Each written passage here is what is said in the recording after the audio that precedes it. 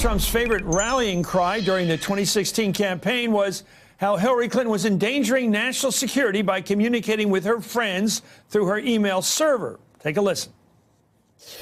This was not just extreme carelessness with classified material, which is still totally disqualifying.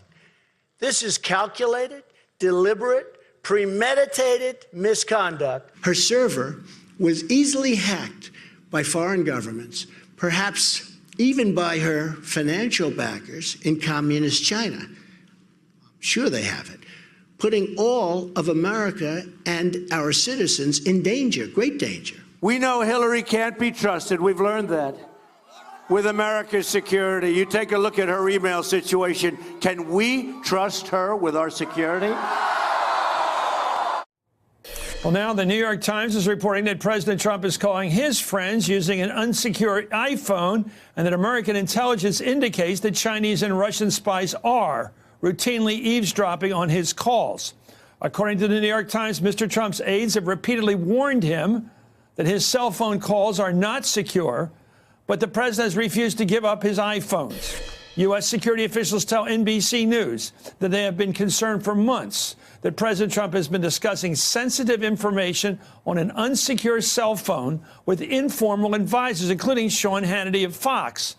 President Trump fired back this morning in a pair of tweets, calling the long and boring article so wrong and just more made-up fake news. Peter Baker, chief White House correspondent for the New York Times, reports.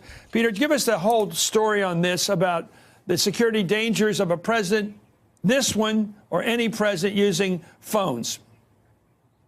Well, that's a great question. In fact, this is one reason why presidents don't, for the most part, use cell phones, because they are easily tapped. Not the phone itself, even just the cell towers and the transmission.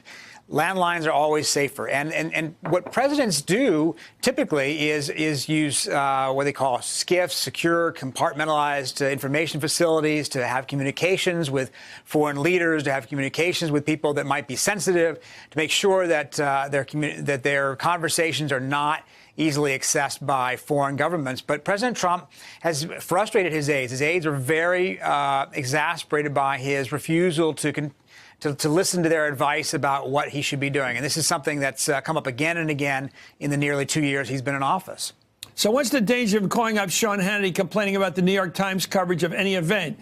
Just BSing with where's the danger for people? That in itself, of course, he'll do out loud and in public and on Twitter. So that by itself probably isn't all that revealing. But you never know what a president's going to say, particularly this president, who's not particularly disciplined about the things he talks about with his friends. I mean, if you interview and talk to his advisors, his outside advisors, his friends who communicate with him regularly, he's very willing to just engage in conversations about sensitive information. It may or may not be classified. That's not something I happen to know. But he engages with these people on topics that any foreign government would want to know about. Look, if you're China, what do you want to know about? You want to know what his thinking is about tariffs. You want to know what his thinking is about this trade war that he's engaged in right now with Beijing. And it's very likely that that's a conversation that can come up with his outside friends and outside advisors. If you're Russia, you want to know, what is he thinking about this investigation? What is his state of mind about Robert Mueller and the probe into collaboration, if there was any, between his campaign and Moscow in 2016? That's very valuable, you would imagine, to the Kremlin.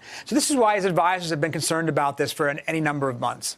I know we all knew from the World War II posters, which have been legendary, that loose lips sink ships. Anyway, White House aides have repeatedly tried to get Trump to better secure his communications. In May, Politico reported that the president's phone habits and his risk of being hacked or surveilled. And administration officials said the president found it, quote, too inconvenient not to use the phone. And it's not just his friends who can reach the president on his personal cell phone. The Washington Post has reported in July that shortly after he took office, Trump began passing out his personal cell phone number to a handful of foreign leaders. So there you have it, Peter. He's pretty promiscuous, apparently, and chatting away even with foreign heads of state, head of government.